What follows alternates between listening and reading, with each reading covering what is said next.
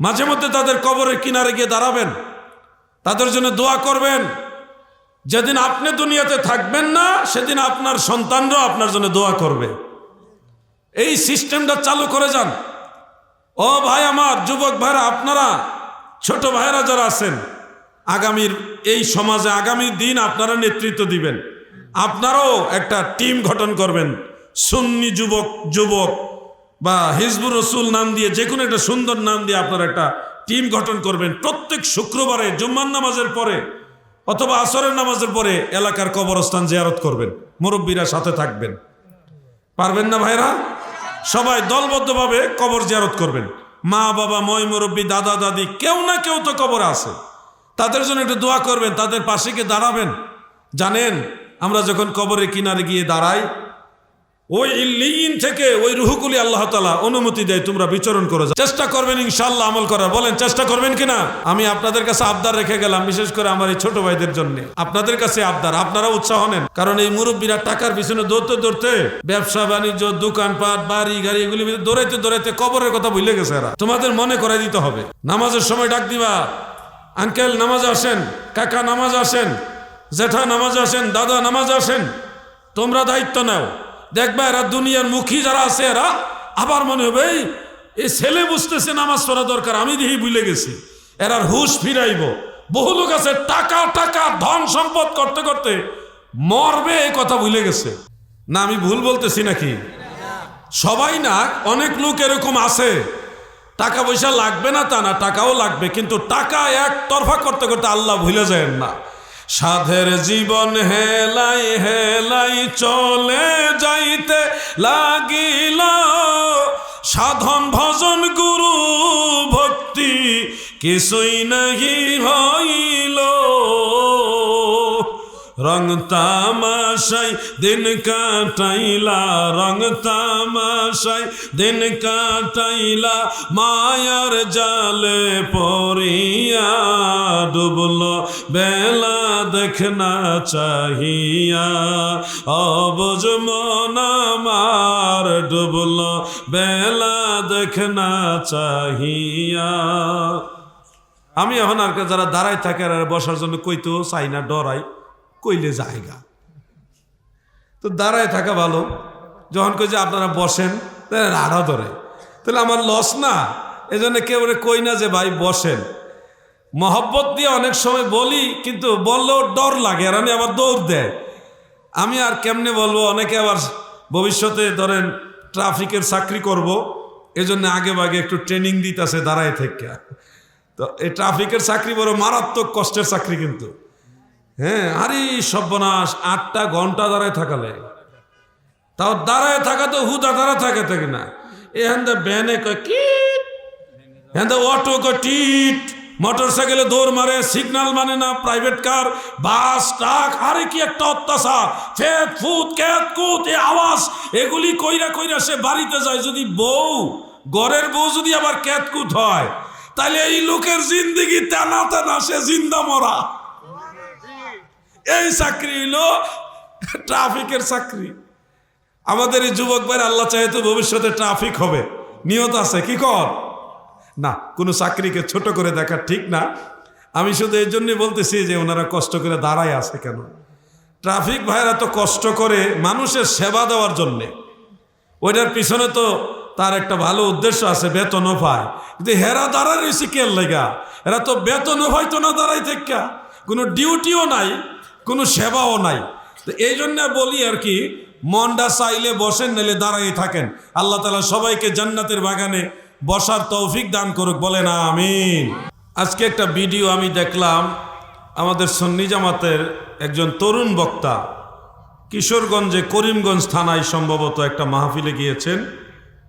তিনি আলোচনার শেষে রসুলে পাকের মহব্বতে কিছু মুসল্লি যারা আছে, শ্রোতাবৃন্দ, তাদের নিয়ে দাঁড়ায় সালাম দিচ্ছেন।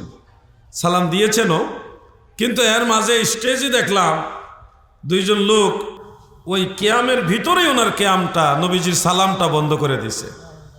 হ্যাঁ, তো বন্ধ করে দিয়া উনি আবার বক্তৃতা দেওয়ার জন্য বলতেছে আমি 5 মিনিট বক্তব্য দেব। আচ্ছা আপনারা বলেন, বক্তব্য বড় না নবীর সালাম বড়? এই লোক কত বড় বেয়াদব, আল্লাহর নবীর সালাম বন্ধ করে দিয়ে সে বক্তৃতা দিতে চায়। এর মতো বেয়াদব এই জমিন আর হতে পারে না, ঠিক কিনা বলেন? তুমি বক্তৃতা দাও, একটু পরে দাও। যদি মনে করেন ওই বক্তাও বলতেছে যে আপনারা সালাম দিয়েন না, কিন্তু আমরা দিই, তার ভিতরে একটা মহব্বত, যে আমি তো বাড়াবাড়ি করতেছি না, আপনাদের তো বাধ্য করতেছি না যে দাঁড়ায় সালাম দিতেই হবে, তো বলছি না, আমরা দেই, আপনারা দিয়েন না। সে চাইতেছে যে শান্তি শৃঙ্খলা বজায় থাকুক, কিন্তু এটা সে মানতে রাজি না। ইনস্ট্যান্ট কিয়ামের ভিতরে মাইক সরাই দিয়েছে।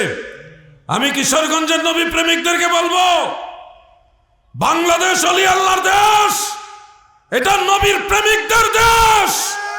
এই দেশে নবীজির সালাতু সালাম ছিল, আছে, থাকবে, ঠিক কিনা বলেন? নবীজির সালাতু সালাম বন্ধ করে দিয়েছে। আমি আহ্বান করছি কিশোরগঞ্জের যত সুন্নি মুসলমান, সব দরবারের সব সুন্নি মুসলমান, যেখানে আমার নবীজির সালাতু সালাম বন্ধ করেছে, আপনাদের উপর ইমানি দায়িত্ব সেখানে পুনরায় নবীজির সালাতু সালাম দেওয়া। আইন প্রশাসনের অনুমতি নিয়ে আপনারা সেখানে মাহফিলের আয়োজন করেন। হাদিয়া দেওয়া লাগবে না, গাড়ি ভাড়াও দেওয়া লাগবে না, আমরা যাব। আমরা সেই মিলাদে নবীজিকে দাঁড়ায় সালাম দিব আপনাদের সাথে। কেউ যদি কিতাবপত্র নিয়ে নবীজির সালাতু সালামের বিরুদ্ধে বাহাস করতেও চায়, প্রশাসন যদি সে অনুমতি দেয়, সেই গ্রামে প্রয়োজনে বাহাস হবে। আমার নবীজির সালাতু সালাম বন্ধ হতে দেওয়া যাবে না। আমরা কাউকে বাধ্য করি না, কিন্তু নবীজির মহব্বতে আহ্বান করি। নবীজির সালাতু সালাম আমরা চাই, এটা নবীর মহব্বতের সাথে জড়িত। আপনার সালাম দিতে মনে চায় না, আপনি দিয়েন না, এটা আপনার ব্যক্তিগত ব্যাপার। কিন্তু আরেকজন যদি নবীজিকে সালাম দেয়, তাহলে এটা বন্ধ করার, বাধা দেওয়ার অধিকার আপনার নাই। মিলাদ এবং কিয়ামের বিরুদ্ধে অতীতে অনেকে অনেক ধরনের কথা বলেছে, কেউ টিকে থাকতে পারেনি। আল্লাহর নবীর সালাতু সালাম শুধু ওই করিমগঞ্জ কিশোরগঞ্জে না, শুধু বাংলাদেশে না, শুধু পৃথিবীতে না, সাত আসমান সাত জমিন কুল কায়নাতে আমার নবীর সালাতু সালাম চলে, ঠিক কিনা বলে? শুধু মানব দানব নয়, ফেরেশতা দিয়েও আল্লাহ নবীর সালাতু সালাম পড়ায়। সে মিলাদের কিয়ামকে বন্ধ করে দেওয়ায় আমরা তীব্র নিন্দা এবং এটার প্রতিবাদ জানাচ্ছি। আর বিশেষ করে ওই বক্তা যারা, যিনি মঞ্চে ছিলেন, নাম বলার দরকার নেই, এই ধরনের বক্তা যারা আছেন, বারবার আমি বলি লেখাপড়া করেন, কিতাবাদি চর্চা করেন। বারবার কেন বলি লেখাপড়া করেন, কেন বলি কিতাবাদি চর্চা করেন। বাউল কোম্পানির প্রোডাক্ট হয়েন না। এই গজল দিয়ে চলবো না, খালি গজল দিয়ে চলবো না, কোরআন হাদিসও পড়তে হবে, গজলও গাইতে হবে, দুইটাই লাগবে। লেখাপড়া বাদ দিয়ে খালি কিচ্ছা কাহিনী আর বাউল গান নিয়ে কয়দিন চলবেন? আলাউদ্দিন জাহাদিরের গালি দেন, সব তো মজা লাগে। এই যে পরিবেশগুলিতে গিয়ে নবীজির সালাতু সালামের পক্ষে একটা কঠিন হুঙ্কার দিতে পারেন নাই, এটা আমাদের জন্য লজ্জাজনক। এই জন্য তরুণ আলেমদের ভালোভাবে কোরআন হাদিস পড়ালেখা করতে হবে, ঠিক কিনা বলে? কইলি তো আবার গায়ে নিয়ে নেন, কেন বলি লেখাপড়া করেন? খালি ওই বাউল গ্রুপের সাথে মিলে বাউল কোম্পানির প্রোডাক্ট হয়, লেখাপড়া করতে চায় না। আরেকজন principal Allama M A Jalil রহমতুল্লাহ আলাইহি হতে চায় না। আরেকজন আওলাদে রসুল সৈয়দ আবেদ শাল মাদানী হতে চায় না, বড় আলেম হইতে চায় না, হইতেছে বাউল। কেন? এগুলি করে করে তো আমাদের অনেক ক্ষতি করছেন আপনারা। হাদিয়ার জন্য মাহফিল করে নবীজির মহব্বতে আপনারা মিলাদে দাঁড়াইছেন, কেন ওখানে একটা চ্যালেঞ্জ দিয়ে আসতে পারেন না সামনে যে মিলাদ হবে, আপনি সালাম দিয়েন না, হবে, বন্ধ করবেন কেন? যদি এটা বিরোধিতা করেন তাহলে আমাদের সাথে কোরআন হাদিস নিয়ে বসেন। আমরা যখন টাঙ্গাইলে বাহাসে যাই, এই ধরনের কিছু বাউল কোম্পানির সমর্থক মৌলবীরা আমাদের কয় যে আপনারা যে শর্তে বাহাসে যাচ্ছেন, এই শর্তে জিততে পারবেন না। আমাদেরকে ভয় দেখায়। কারা? ওয়াহাবিরা না, আমরা বাউল গ্রুপের সদস্য। তা আমি জিজ্ঞাসা করলাম কোন শর্তটা আমরা জিততে পারবো না? কই যে ওনারা বলছে কোরআন হাদিসের আলোকে, শুধু কোরআন এবং হাদিসের আলোকে দলিল দিতে হবে, এর বাইরে দলিল চলবে না। তাই বলে এই শর্তটা কি শুধু আমাদের একলা না, তাদেরও? কোনো উভয় পক্ষেরই। তো উভয় পক্ষ হইলে আমরা কোরআন হাদিস দিয়ে মিলাদ কিয়ামের পক্ষে দলিল দিতে পারবো, ওইটার ক্যাপাসিটি আমরা আছে। কিন্তু কোরআন এবং হাদিস থেকে সরাসরি মিলাদ কিয়ামের বিরুদ্ধে কোনো দলিল তারা দিতে পারবে না, এইটা শিওর। কারণ শর্ত তো আমাদের জন্য একলা না, তাদেরও তো শর্ত নাকি? কোনো ইজমা কিয়াস মুস্তাহিদের দলিল দিয়া ওনাদের কোনো যুক্তি ওখানে দিতে পারবে না। অতএব ওনারা যদি শুধু কোরআনের উপরেও চলে যায় তাও আমরা দলিল দিতে পারবো। আমাদের দলিল আছে, কোরআনেও আছে, হাদিসও আছে, ইজমা কিয়াসে না গেলেও আমাদের অসুবিধা নাই। আপনারা আমরা জায়েজ প্রমাণ করব কোরআন হাদিস দিয়া, আপনারাও কোরআন এবং শুধু কোরআন এবং কোরআন হাদিস দিয়া আপনারা নাজায়েজ প্রমাণ করতে হবে। কোনো ফিকহের কিতাব দিয়া দলিল দিতে পারবেন না, কোনো উসুল দেখাইতে পারবেন না। কারণ কোরআন হাদিসের বাইরে তো দলিল মানেন না।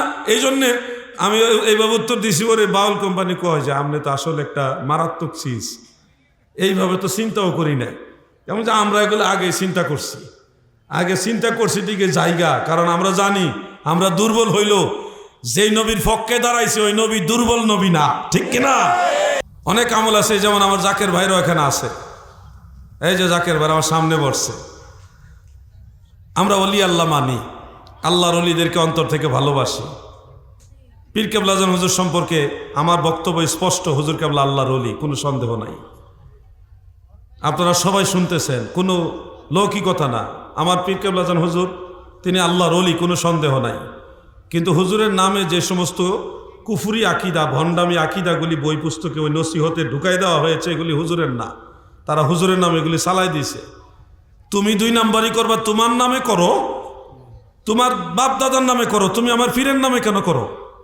আমাদের কথা হলো এটা, আমরা নবী মাটির তৈরি না, আমরা নবী নূরের তৈরি। কথা ঠিক কিনা বলেন? এরা হুজুর কেবলার নামে নসিহত বইয়ের মধ্যে লেখা দিছে নবীজি সহ সব নবীরা মাটির তৈরি। অথচ আমার পীর কেবলা জান জীবনে কোনোদিন নবীকে মাটির তৈরি বলে নাই, এরা চালাই দিয়েছে। আমার নবীজি নাকি নিরক্ষর, নাউজুবিল্লাহ বলেন। নিরক্ষর মানে হলো অক্ষর জ্ঞানহীন, অক্ষর চিনে না, আলিফ বা তাসা চিনে না, ক খ গ ঘ অক্ষরও চিনে না, ওই লোকেরা বলা হয় নিরক্ষর। আল্লাহর হাবিব রাহমাতুল্লিল আলামিন নবী নাকি নিরক্ষর, এই কথা চালাই দিয়েছে হুজুরের নামে তারা। আমরা এগুলি সংশোধন করার জন্য বলছি, আমরা কিন্তু দরবারের বিরুদ্ধে না, ক্লিয়ার করে বলতেছি, আমরা কিন্তু খাজা বাবার বিরুদ্ধে না। আমি আমার পীরের পক্ষে সব জায়গায় কথা বলি, কাউকে হুজুরের বিরুদ্ধে কথা বলতে দেইও না, আমার পীরের বিরুদ্ধে কাউকে কথা বলতে দেইও না, কিন্তু কোন প্রকার ভণ্ডামি সমর্থন করা যাবে না। আমার জাকের ভাই আমারে ভালোবাসে, আমিও জাকের ভাইদের ভালোবাসি। কেন ভালোবাসবো না? তোরে ভালোবেসে মোরয়ে হলো জাতক লোমানো গেল হে রসুল। আগে জানতাম যদি তোরে ভালোবেসে দুঃখে যাবে আমার সুখের জীবন ভেসে। আল্লাহর ওলিদেরকে ভালোবাসবেন, কিন্তু কোনো মাজারের সেজদা দিবেন না, এটা মনে রাখবেন। আল্লাহর ওলির মাজার জিয়ারত করবেন, আদবের সাথে বসবেন, ইসালে সব করবেন, ফাতিহা শরীফ পড়বেন, মাজারের কাছে গিয়ে ওনার উসিলা দিয়ে আল্লাহর কাছে চাইবেন, দেওয়ার মালিক আল্লাহ। আল্লাহর ওলি হইল উসিলা, কথা ঠিক কিনা ভাই? কোনো মাজারের সেজদা দেওয়া যাবে না। আপনি জান ইমামে রব্বানী দরবার শরীফে যুগের সর্বশ্রেষ্ঠ আলেম আওলাদ রাসূল আল্লামা সৈয়দ আবেদ শাহ আল মাদানী, যার নাম শুনলেই সবাই স্তব্ধ হয়ে যায়, মারহাবা বলে। উনি নিজের ইচ্ছাই বাংলাদেশে আসেনি। আবেদ শাহ আল মাদানী ছিলেন মদিনার বাসিন্দা, আল মাদানী মদিনার বাসিন্দা। সেখান থেকে আল্লাহর রাসূল সাল্লাল্লাহু আলাইহি ওয়াসাল্লাম স্বপ্নে যুগে বলেছে, হে আবেদ শাহ, তোমাকে আমি আল মাদানী, তোমাকে আমি আদেশ দিলাম তুমি ভারতবর্ষে যাও, সেখানে গিয়ে আমি রসুলের দাওয়াত পৌঁছায় দাও। সুবহানাল্লাহ বলেন। সেই মদিনার বাসিন্দা আওলাদ রাসূল আল মাদানী আবেদ শাহ রহমাতুল্লাহ আলাইহি চলে আসলেন ভারতবর্ষে, সেই জামে আহমদিয়া চট্টগ্রামের এবং হাজীগঞ্জের চাঁদপুরে ইমামে রব্বানী দরবারে তৎকালীন সময়ে আহলুস সুন্নাহ ওয়াল জামাতের খেদমত সর্বত্র প্রচার করেছেন। হুজুরের মোকাবেলা করার মতো দ্বিতীয় কোনো আলেম ওই জামানায় ছিল। তৎকালীন সময়ে আল্লামা গাজী আকবর আলী রেজভী সাহেব রহমতুল্লাহ আলাই, তৎকালীন সময়ে আল্লামা আব্দুর রহমান হানাফি রহমতুল্লাহ আলাই, তৎকালীন সময়ে আল্লামা শামসুল উলামা সাহেব কেবলা ফুলতলি রহমতুল্লাহ আলাই, তারা যুগের বড় বড় আলেম ছিলেন। ওনাদের সাথে আওলাদ রাসূল সৈয়দ আবেদ শাহ মাদানী রহমাতুল্লাহ আলাইহির গভীর সম্পর্ক ছিল, ঠিক কিনা ভাই? কেউ হুজুরকে অসম্মান করতেন না, ভালোবাসতেন, শ্রদ্ধা করতেন। সেই আবেদ শাহ মাদানী রহমাতুল্লাহ আলাইহির কাছে এক গ্রুপ গেছে, যে বলতেছে হুজুর কুমিল্লাতে বাহাস চলতেছে, 3 দিন ধরে বাহাস হইতেছে, সম্ভবত 3 দিন। এই 3 দিনে বাহাসে এখন পর্যন্ত কোনো কুল কিনার হয়েছে না। এক পক্ষের দাবি মিলাদ শরীফ মুস্তাহাব, আরেক পক্ষের দাবি মিলাদ শরীফ বেদাত। এখন দুই পক্ষই যার যার দলিল দিতেছে, কিন্তু কোনো পক্ষেই জয় পরাজয় কোনোটাই হচ্ছে না। আবেদ শাহ মাদানী রহমাতুল্লাহ আলাইহি বললেন, আমি এই দুই পক্ষের কারো পক্ষেই না। কোজতেলে আমনে কার পক্ষে? আমি মুস্তাহাবের পক্ষেও না, বিদাতের পক্ষেও না, আমি ওয়াজিব হওয়ার পক্ষে। মিলাদ শরীফ ওয়াজিব, ওইটার পক্ষে। এখন যারা হুজুরের কাছে গেছে তারা চিন্তাত পড়ে গেছে। তারা বলতেছে আমরা 3 দিন ধরে বাহাস করাইতেছি বড় বড় আলেম দিয়া, 3 দিনের মধ্যে মুস্তাহাবই প্রমাণ করতে পারে না, আর আপনি ওয়াজিব প্রমাণ করবেন কেমনে? আমি যেমনে প্রমাণ করার হেমনি করবো, আমি গেলে আমি ওয়াজিবের পক্ষে, এই দুই গ্রুপের কারো পক্ষে আমি না। তখন হুজুরে লয়ে গেছে, আওলাদ রাসূল ওখানে গেলেন। যাওয়ার পরে বাহাসের মাঝখানে কথা উঠলো, একটা উসুল দিয়া, মাত্র একটা উসুল মূলনীতি দিয়া বাহাস শেষ। অঙ্ক সমাধান করতে একটা সূত্রই যথেষ্ট। কি ছাত্র ভাইরা, বীজগণিত পাটিগণিত যেটাই বলেন, অঙ্কটা সমাধান করতে একটা সূত্রই যথেষ্ট। আওলাদ রাসূল আল্লামা সৈয়দ আবেদ শাহ মাদানী রহমাতুল্লাহ আলাইহি একটা উসুল দিলেন, মূলনীতি মানে একটা সূত্র দিয়া বললেন যে এই সূত্র, আপনারা কি এই উসুল অমান্য অস্বীকার করেননি? না, অস্বীকার করি না। তাহলে এই উসুল মোতাবেক মিলাদ শরীফ ওয়াজিব। উসুলটা কি জানেননি? উসুলটা হইল, যারা মুফতি সাহেব তারা এগুলি পড়ছেন, বড় আলেম যারা, অন্যরা এগুলি বুঝতেন না, না বুঝলেও কিছু হয়তো বুঝবেন। ইস্তেমালুন নাস হুজ্জাতুন ইয়াজিবু আমালু বিহা, যারা বুঝার তারা বুঝে ফেলেছেন। ইস্তেমালুন নাস হুজ্জাতুন ইয়াজিবু আমালু বিহা, অর্থাৎ ফতোয়ায়ে শামী এবং ফতোয়ায়ে বাহরুরাইকের মধ্যে আছে এই উসুল মোতাবেক বলখ শহরের আলেমরা ঈদের নামাজের পরে তারা তাকবীরে তাশরিক বলতো, আল্লাহু আকবার, আল্লাহু আকবার, লা ইলাহা ইল্লাল্লাহু, আল্লাহু আকবার, আল্লাহু আকবার, লিল্লাহিল হামদ। শুনছেন নি? না, তাকবীরে তাশরিকটা বলতেন ওনারা ঈদের নামাজের পরে। কিন্তু সুন্নাহর মধ্যে, হাদিস শরীফে সুন্নতের মধ্যে ঈদের নামাজের পরপরই তাকবীরে তাশরিক বলার কোনো নিয়ম নাই। কিন্তু বলখ শহরের আলেমরা সবাই ঈদের নামাজের পরে সবাই মিলে একসাথে এই তাকবীরটা বলে। এখন মুস্তাহিদদের ফতোয়া কি, যে এটা কি করা যাবে কিনা, এটা অনুসরণ করা যাবে কিনা? তখন ওই উসুল মোতাবেক, কোন উসুল? ওই যে একটু আগে যেটা বললাম, এই উসুল মোতাবেক সব মুজতাহিদরা রায় দিলেন যে যেহেতু বড় বড় ফকিরা, আলেমরা, মুহাদ্দিসরা, ইমামরা ইনারা এটা আমল করছে এবং সবাই এটা মানছে, কোনো ধরনের বিরোধিতা ছিল না, সেহেতু এটা মানাও যাবে, করাও যাবে, বরং তাদের অনুসরণ করা পরবর্তী উম্মতের জন্য ওয়াজিব। মারহাবা বলেন। এটা ফতোয়া শামীতে আছে এবং বাহরুরাইকের মধ্যে আছে। এই উসুলটাই হলো আওলাদ রাসূল আল্লামা আবেদ শাহ মাদানী রহমাতুল্লাহ আলাইহি একটা লাইন শুধু কইছে, এক লাইনে বাহাস শেষ।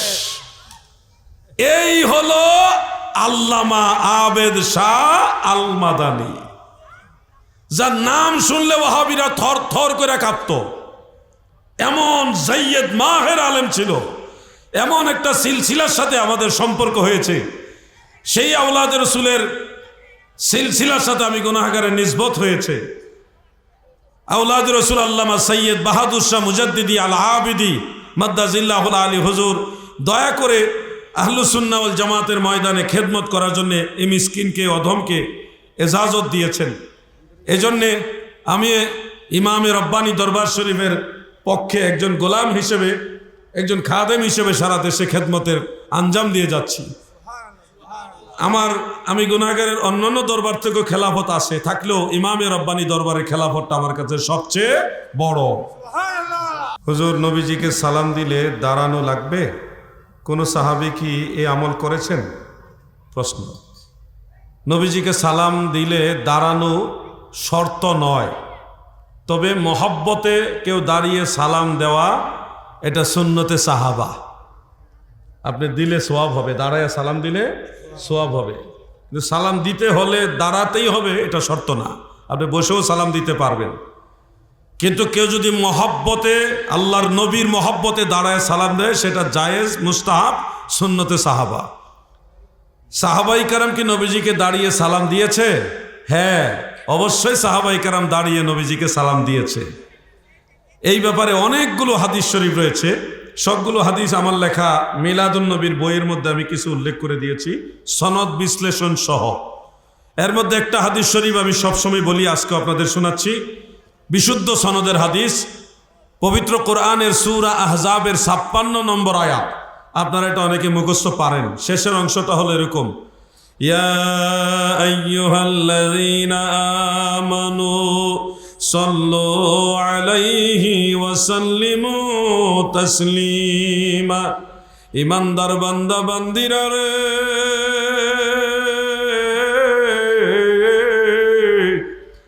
তোমরা আমার নবীর উপরে দুরূদ পড়ো এবং নবীকে সালাম দেওয়ার মতো সালাম দাও। সালাম দেওয়ার মতো সালাম দাও। এই আয়াত যখন নাজিল হলো, তাফসিরে তাবারি শরীফ, তাফসির দুই প্রকার, গ্রহণযোগ্য তাফসির কয় প্রকার? দুই প্রকার। একটা হলো তাফসির বিল রিওয়ায়াত, আরেকটা হলো তাফসির বিদ দারায়া। তাফসির বিদ দারায়া হলো তাফসিরে জালালাইন, বাইজাবি, কাশাফ, এগুলি হলো তাফসির বিদ দারায়া। আর তফসির বিল রিওয়ায়াত হলো তফসিরে ইবনে কাসির, তফসিরে দুররে মানসুর, তফসির ইবনে আবি হাতেম, তফসিরে তাবারি শরীফ। এগুলির মর্যাদা ঊর্ধ্বে, বড়। তো তফসির বিল রিওয়ায়াতের প্রথম কিতাবটাই হলো তফসিরে তাবারি শরীফ, 1 নম্বর কিতাব। এটা 1100 বছরের আগের কিতাব। কয়শো বছর আগের? 1100 বছর আগের কিতাব। সেখানে এই সূরা আহজাবের 56 নম্বর আয়াতের তফসিরের মধ্যে হাফেজুল হাদিস ইমাম ইবনু জারির, আবু জাফর ইবনু জারির আত-তাবারি রহমাতুল্লাহ আলাইহি, হযরতে কাব ইবনে উজরা রাদিয়াল্লাহু আনহু থেকে বিশুদ্ধ সনদে হাদিস উল্লেখ করেন। যখনই আয়াতে কারিমা নাজিল হলো, তখন তিনি বলেন ফাকুমতু ইলাইহি, আই ইলান নবী সাল্লাল্লাহু আলাইহি সাল্লাম। আর তাফসিরে রুহুল বয়ানে লিখেছে ফাকুমনা ইলাইহি, আমরা সব সাহাবারা নবীজির প্রতি দাঁড়ায় গেলাম, কিয়াম করলাম। ওয়া কুলনা আসসালামু আলাইকা আইয়ুহান নবী ওয়া রাহমাতুল্লাহি ওয়া বারাকাতু। সব সাহাবারা ওই মজলিসে দাঁড়ায়া দাঁড়ায় নবীজিকে সালাম দিয়েছে। সুবহানাল্লাহ বলেন। অথচ নবীজি বলেন নাই যে তোমরা দাঁড়ায় সালাম দাও, আল্লাহ বলে নাই যে দাঁড়ায় সালাম দাও। তিনারা কেন দাঁড়াইছেন? ওনারা ভাবছেন যে আল্লাহ তাআলা বলছে যেইভাবে সালাম দেওয়া দরকার ওইভাবে সালাম দাও।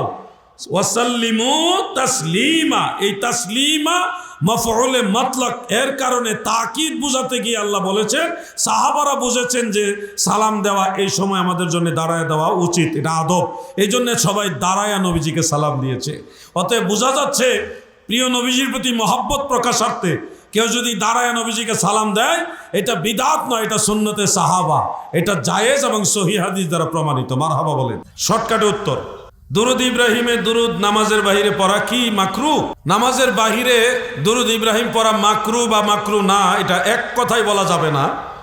হাফেজ ইবনু হাজার আসকালানি রহমাতুল্লাহ আলাই ফাতহুল বারি শরহে বুখারীর মধ্যে লিখেছেন, কৌলুল বাদি, সেই কিতাবে হাফেজ শামসুদ্দিন সাখাবি রাহিমাহুল্লাহ তিনি লিখেছেন, কোনো মজলিসের মধ্যে কেউ যদি শুধুমাত্র দুরূদ শরীফ পড়ে, একবারও নবীজিকে সালাম দেয় না, তখন এটা মাকরু হবে। সেক্ষেত্রে এটা দুরুদ ইব্রাহিম হতে পারে, অন্য দুরুদ হতে পারে। আমি বোঝানোর জন্য দুরুদ ইব্রাহিম বলছি, এটার আসল নাম দুরুদ ইব্রাহিম নয়। কোনো হাদিসের কিতাবে এটাকে দুরুদ ইব্রাহিম বলা হয়নি।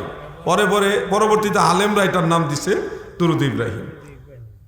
আসলে এটার নাম হাদিসের কিতাবে দুরুদ ইব্রাহিম নাই। তো মজলিসে শুধুমাত্র দুরূদ শরীফ পড়লেন, একবারও নবীকে সালাম দিলেন না, ওই সময়ে আপনার জন্য এটা মাকরু হবে। এটা আহলুস সুন্নাহ ওয়াল জামাতের চূড়ান্ত রায়। ফিকহের কিতাবে এই মাসালা আছে। কেন মাকরু হবে? ওই যে আল্লাহর আদেশ, সাল্লু আলাইহি ওয়া সাল্লিমু তাসলিমা, তোমরা নবীর উপরে দুরূদ পড়ো এবং তাজিমের সাথে সালাম দাও। আল্লাহর আদেশ হলো দুই কাজ করা। এক নম্বর কাজ হলো দুরূদ পড়া, দুই নম্বর হলো সালাম দেওয়া। এই জন্যে মুহাদ্দিসিনে কেরাম, আইম্মায়ে কেরাম নবীজির দুরূদ শরীফ লিখেছে কেমনে, সাল্লাল্লাহু আলাইহি ওয়াসাল্লাম, দুরূদ এবং সালাম, অথবা আলাইহিস সালাতু ওয়াস সালাম, সালাত এবং সালাম দুইটা একসাথে সংযোগ করেছে। শুধু দুরূদ শরীফ ওনারা লেখেন নাই, দুরূদের সাথে সালাম অ্যাডজাস্ট করেছেন, অ্যাড করেছেন, মানে সংযোজন করেছেন। অতএব এককভাবে মজলিসে শুধু দুরূদ পড়া মাকরুহ, সেখানে অবশ্যই নবীজিকে সালাম দিতে হবে। সুন্নিরা মাহফিলের মাঝে মাঝে দুরূদ পড়ে শেষে দাঁড়ায় নবীজিকে সালাম দেয়, এটার মধ্যে একটা পরিপূর্ণতা আছে। আল্লাহ তাআলা আমাদের সবাইকে বোঝার তৌফিক দেন, বলেন আমিন। সবাই বলেন আমিন। সালাম দিয়েছেন আসসালামু আলাইকুম, সবাই উত্তর দেন ওয়ালাইকুম আসসালাম। হুজুর, নবীর নাম শুনলে আঙ্গুলেও চোখে চুমা দেওয়া কি বিদাত নাকি ইবাদত? দলিল সহকারে জানাবেন। নবীজির নাম শুনে আঙ্গুলে চুমা দিয়ে চোখে মাসেহ করাটা ইবাদত, মুস্তাহাব। আমরা নিজেরা এটা মুস্তাহাব বলিনি, আহলুস সুন্নাহ ওয়াল জামাতের ইমামরা লিখে গেছে এটা মুস্তাহাব। এর মধ্যে তফসিরে জালালাইন, আল্লাহর কোরআনের তফসির, তফসিরে জালালাইনের হাসিয়ার মধ্যে লিখেছেন। ফতোয়ায়ে শামি রদ্দুল মুখতার আলা দুররিল মুখতার, সেই কিতাবের মধ্যে লিখেছেন মুস্তাহাব। দেওবন্দের বড় আলেম আল্লামা আব্দুল হাই লখনবী তার মজমুয়ে ফাতাওয়া, সেই কিতাবের মধ্যেও এটাকে মুস্তাহাব লিখেছেন।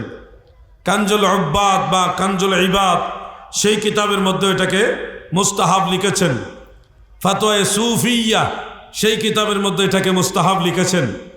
এছাড়া জামিউর রুমুজ এবং ইমাম কুহস্তানি রহমতুল্লাহ আলাইহির একটা হাসিয়ার কিতাব আছে, সেখানে ফতোয়ে বাহারুর রায়কের হাসিয়ার মধ্যেও নবীজির নাম শুনে চুমাকে চোখে মাসেহ করাটাকে মুস্তাহাব হিসেবে উল্লেখ করা হয়েছে। অতএব আমার বক্তব্য হলো, আহলুস সুন্নাহ ওয়াল জামাতের ইমাম যারা, তারা লিখে গেছেন নবীজির নাম শুনে চুমা খেয়ে চোখে মাসেহ করা মুস্তাহাব, এটা ইবাদত, বেদাত নয়, ইবাদত। ইমামুল হারামাইন ইমাম মোল্লা আলী কারি রহমতুল্লাহ আলাইহি বলেছেন যে ওই হাদিস শরীফটা যেটা দাইলামে শরীফের মধ্যে রয়েছে, সেই হাদিস শরীফ উল্লেখ করে লিখেছেন, কুলতু ওয়াইজা সাবাতা রাফউহু আলা সিদ্দিক ফায়াকফি আল আমালু বিহি। যেহেতু আবু বকর সিদ্দিক থেকে মারফুভাবে এটা সাবিত হয়েছে, সেহেতু আমল করার জন্য এই হাদিস শরীফটাই যথেষ্ট। মারহাবা বলেন। ইমাম মোল্লা আলী কারি উনি নাকেদ পর্যায়ের মুহাদ্দিস, উনি যেহেতু এটাকে বলছে কাফি, মুস্তাহাব হওয়ার পক্ষে সাফাই দিয়েছেন, সেহেতু এটার বিরোধিতা করার আর কোনো সুযোগ নাই। যদি করেন আপনারা লামাযহাবী হইতে পারেন, যাদের কোনো মাযহাবই নাই, যাদের কোনো ইমাম নাই, আপনারা সেই দলে চলে যেতে পারেন।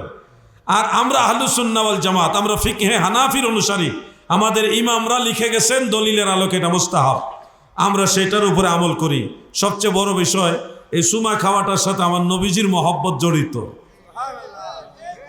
নবী আমার জান, নবী আমার প্রাণ, নবীর কাছে আসে আমার মাওলার সন্ধান। নবী আমার জান, নবী আমার প্রাণ, নবী।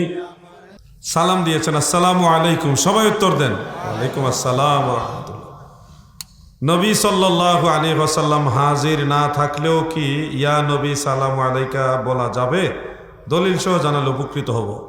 এটা একেবারে সহজ প্রশ্ন হয়েছে, একেবারে বেশি সহজ। দেওয়াবু গলা দাঁড় হয়ে গেছে। আমার দাদু ভাইয়েরা গো, ডাইলো না, দিলের কান লাগায় শোনেন। নবীজি হাজির না থাকলেও কি ইয়া নবী সালামু আলাইকা বলা যাবে কিনা? এই প্রশ্নটা একেবারে ইজি প্রশ্ন, সহজ প্রশ্ন। কেন ইজি? আরবি গ্রামার মোতাবেক হরুফে নেদা সম্বোধন করার, মানে নেদা মানে আহ্বান করার অব্যয় হরফ হলো 5টা, কোনো কোনো কিতাবে 6টা, আবার বেশিও অনেকে লেখছে। তো এর মধ্যে ইয়া, আয়া, হায়া, আয়, আ মানে হামজা, এই 5টা হেদায়ের মধ্যে, এই হেদায়াতুন নাহুর মধ্যে আছে। তো এখানে এক একটা হরফের এক একটা খাসিয়ত আছে। তো ইয়া, এই যে হরফটা ইয়া, এটার মানা হয় দুইভাবে, কাছে এবং দূরে, দুইভাবে অর্থ দেয়। কাছের মানুষকেও হরফে নেদার মধ্যে ইয়া দিয়ে সম্বোধন করা যায়, দূরে হইলেও ইয়া দ্বারা সম্বোধন করা যায়, দুই ক্ষেত্রেই জায়েজ। অতএব কেউ যদি মনে করে নবীজির রওজা মুবারকে আছে মদিনা শরীফে, ওই বিশ্বাসে যদি সে ইয়া নবী বা ইয়া রাসূলুল্লাহ বলে, তাও জায়েজ আছে। কেউ যদি মনে করে আমি নিজেই নবীজির সামনে আছি, নবীজি আমার দিলের ভিতরে আছে, ওই বিশ্বাসেও যদি নবীজিকে ইয়া নবী ইয়া রাসূলুল্লাহ বলে, তাও তার জন্য জায়েজ হবে। এটা গ্রামার মোতাবেক জায়েজ। এটাকে না জায়েজ বলবে ওই আলেম সাহেব যিনি আন্তর্জাতিক খ্যাতি সম্পন্ন। সর্বশেষ প্রশ্ন, প্রশ্নকারী সালাম লিখেছেন আসসালামু আলাইকুম, সবাই উত্তর দেন। ওয়ালাইকুম আসসালাম। আজানের আগে নবীর প্রতি দুরূদ সালাম পড়া যাবে নাকি বিদাত হবে? প্রমাণ দিলে ভালো হবে। আজান একটি ইবাদত যা সুন্নতে মুআক্কাদা, 5 ওয়াক্ত নামাজের জন্য সুন্নতে মুআক্কাদা, অন্যান্য ক্ষেত্রে আবার সুন্নতে মুআক্কাদা নয়। যেমন সন্তান জন্ম হইলে আজান দিতে হয়, ঝড় তুফান আসলে, ঘূর্ণিঝড় আসলে, ভূমিকম্প হইলে আজান দিতে হয়, কবরস্থানেও প্রয়োজন হইলে আজান দিতে পারবেন, এই ধরনের বিধান ফতোয়া শামির মধ্যে আছে। কিন্তু 5 ওয়াক্ত নামাজের জন্য আজান দেওয়া সুন্নতে মুআক্কাদা, এটা ফতোয়া আলমগীরের মধ্যে মাসালা আছে।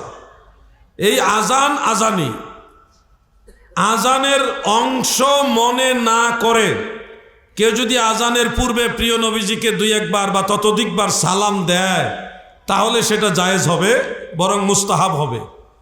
কিন্তু কেউ যদি আজানের অংশ মনে করে যে নবীজিকে সালাম না দিলে আজান হবে না, তখন এটা বিদাত হবে। মূল নীতি, মূল জিনিসটা আপনারা বুঝবেন।